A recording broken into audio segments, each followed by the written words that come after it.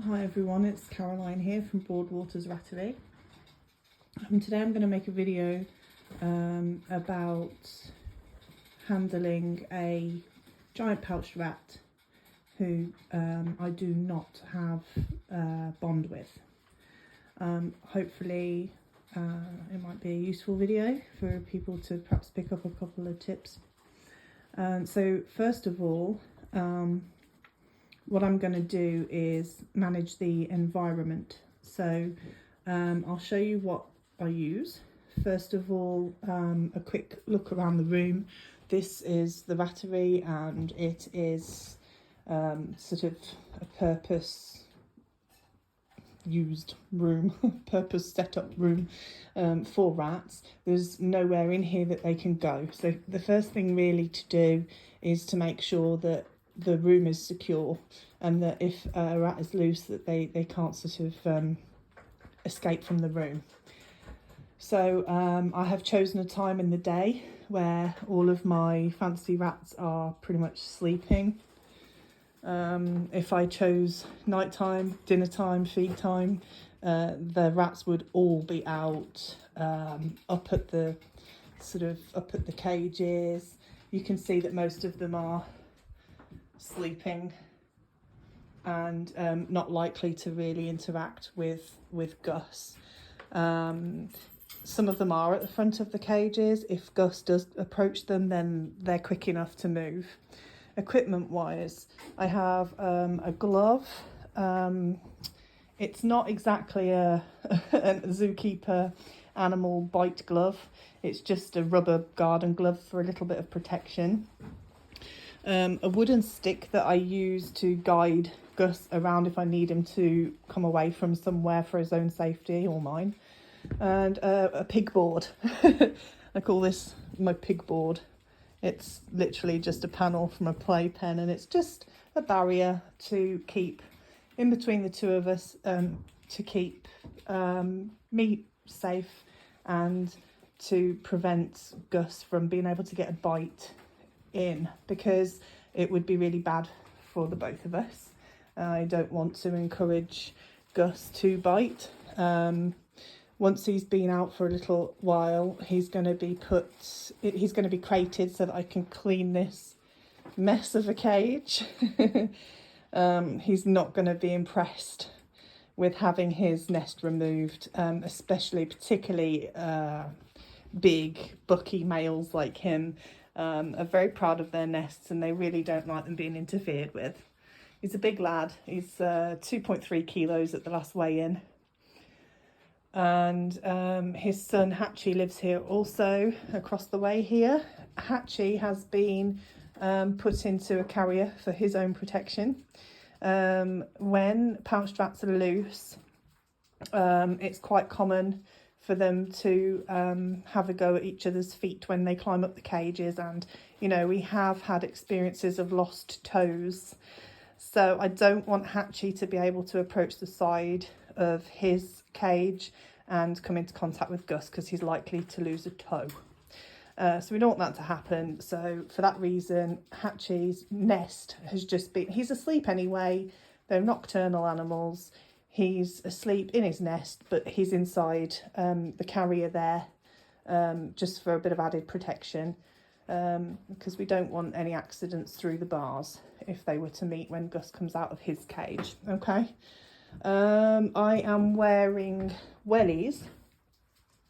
Any kind of boots above the ankle are just added protection, because pouchies always go for ankles and feet. It's just a thing.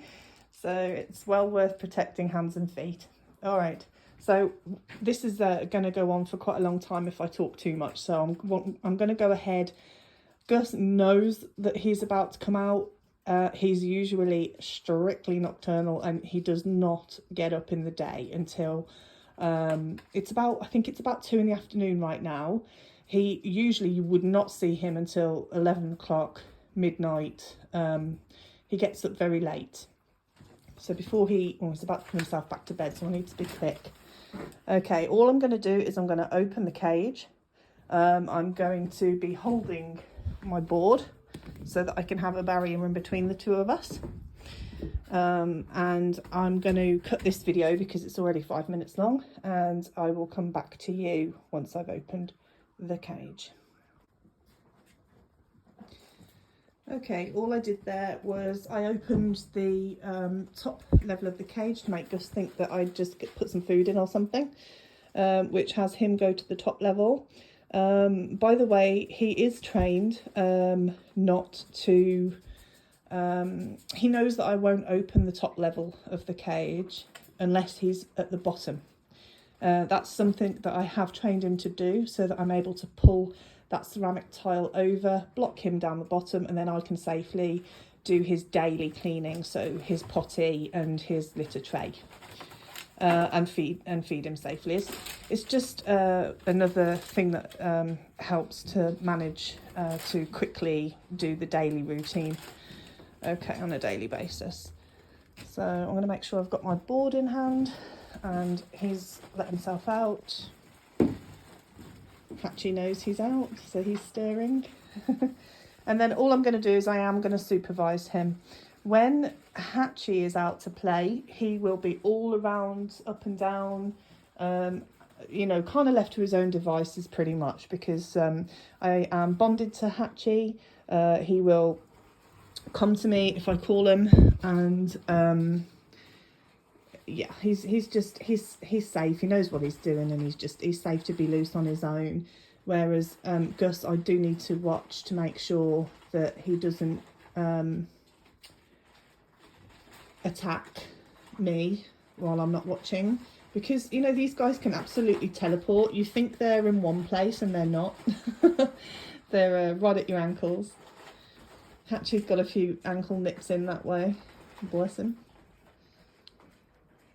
But Gus he's just having a good old sniff around, and this is quite a good social thing to do as well, because if you've got multiple pouched rats, as they explore the room on free roam, they're leaving their scent around, and the boys often scent mark things with their cheeks. So it kind of simulates being in the wild, where they might come across, it's like a dog weeing up a tree, isn't it? You know how they just have to sniff to see who's around, and it's a social aspect to their lives when they live solitary, because Gus doesn't have a mate. He has a mate temporarily if he's needed for stud duties, hence how Hatchie came into being.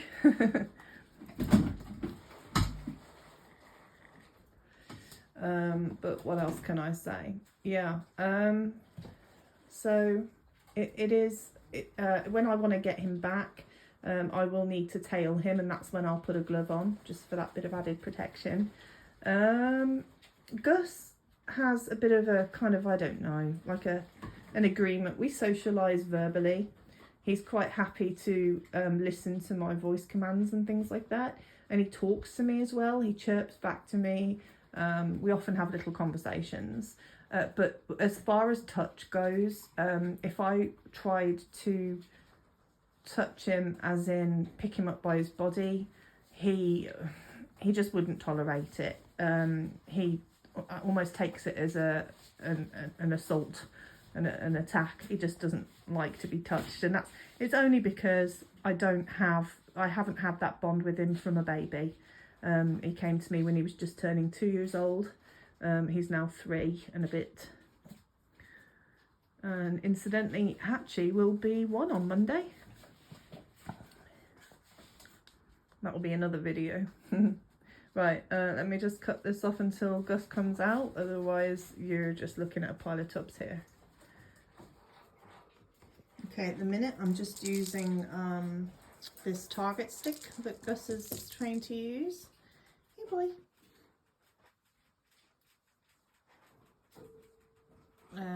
He tolerates the touch of it, and he also pretty reliably follows it too, so I can get him to go where I want him to go with it.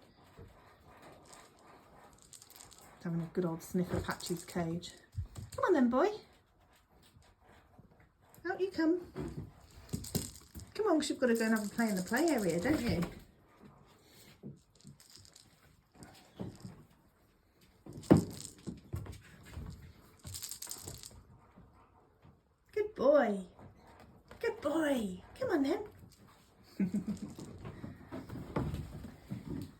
bless him. He looks like butter wouldn't melt, doesn't he?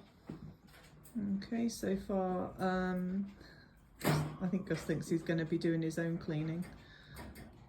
He's trying to steal the scraper. He hasn't been over to the play area yet. He's still sniffing around Hatchie's cage.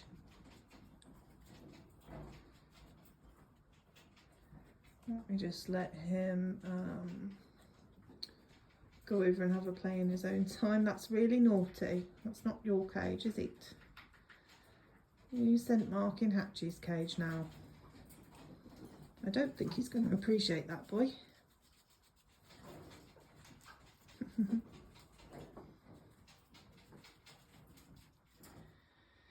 Alright, so Gus is in his little crate now, and he's just going to sit in there while I clean his cage out.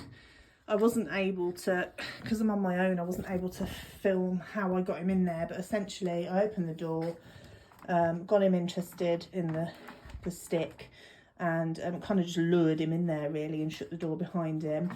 To pick the cage up, I can do this. He grabs it, grabs at the stick, but I'm able to hold that end and this end and lift to move him.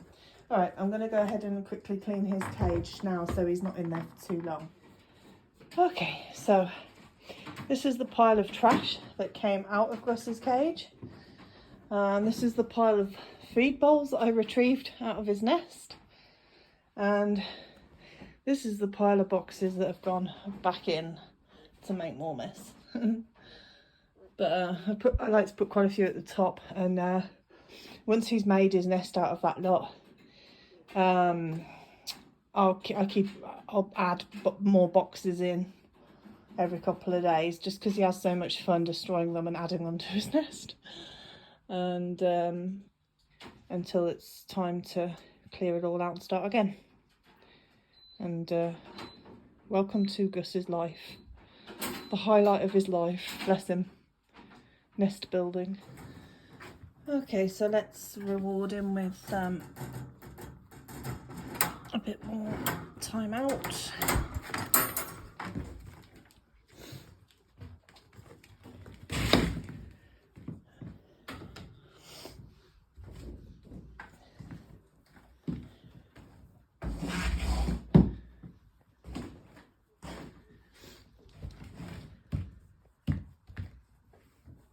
Where'd you go, Gus?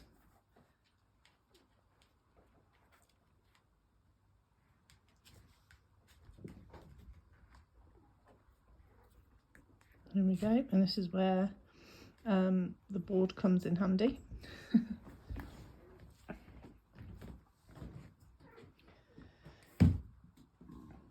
To be fair, he'd probably only just get to my wellies anyway, but he could easily sink his teeth through those. Where are you, boy? There he is.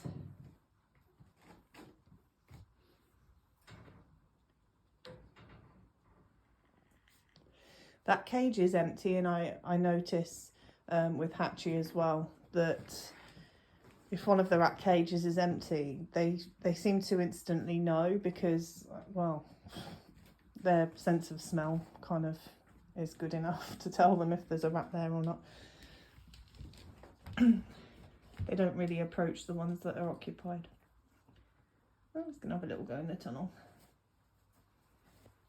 There he goes. So I'm going to leave him out to have a bit of an explore and play and sniff around where Hatchie's been last, and then I'll attempt to film how I get him back in his cage. So he can tell those cages are occupied, you see. So he's like, nah, pass. Don't want that trouble of mummy rats huffing and puffing at me. He's so big compared to Hatchie. It's, you know, hard not to have a huge respect for the animal. But certainly if he wanted to he could really do some damage. So it's a healthy respect, and I think that this video is very important to show you that if you are thinking of getting a pouched rat, that there's absolutely no guarantee with how unpredictable their behaviour is. There's no guarantee whether you'll get a Hatchie or a Gus, and you'll see. You know, these two are a perfect demonstration of how very different life with your pouchie can be. Okay, so time for Gus to go back in. Woo. And I did tail him off camera to get him back into this playpen area. Please excuse the mess of the floor. That's the last thing that will be hoovered.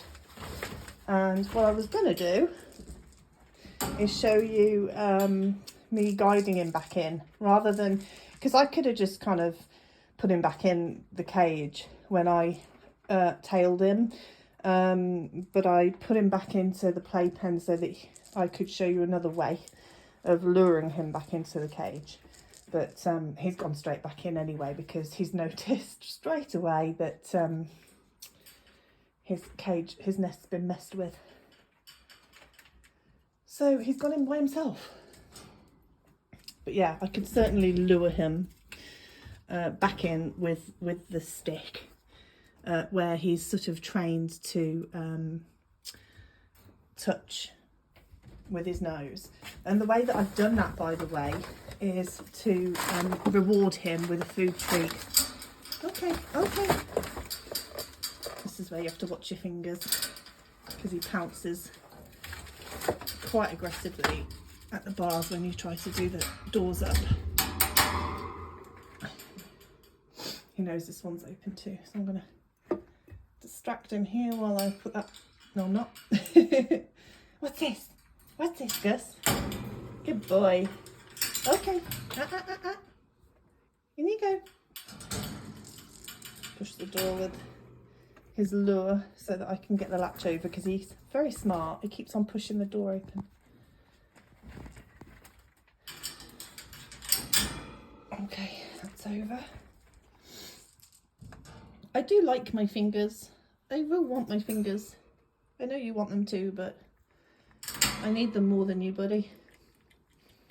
Well, you need a drink now. So noisy.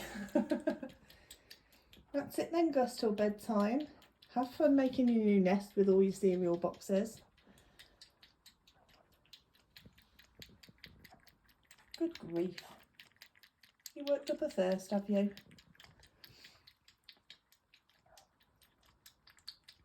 And I'm going to show you in comparison. 2 ticks. Right guys, so in comparison, if you have the absolute pleasure and joy of having a bond with a pouched rat, life is very different. It's all right, Daddy's not out anymore. Come on, Hatch. Daddy's away now. You haven't got to be scared. Come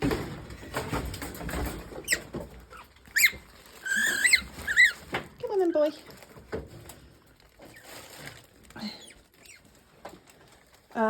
So yeah, if you have the privilege of being able to bond with one of these from a pup, and you have that kind of mutual trust, then life is very different. You know, I can literally just pick him up, have a cuddle, get some licks,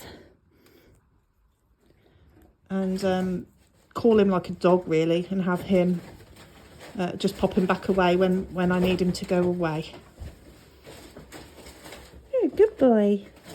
Yes, you're such a good boy. Did you want a wee-wee? You were heading for your potty then, weren't you? Before I rudely interrupted.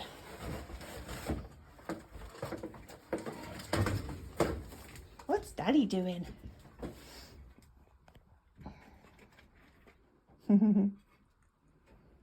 Another drink, Gus. There's a good boy. That's a good boy. Yes.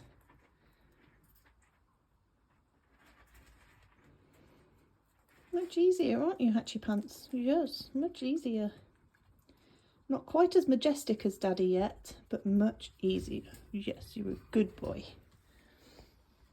You love your mummy, don't you? I think old Gussie does too in his own way.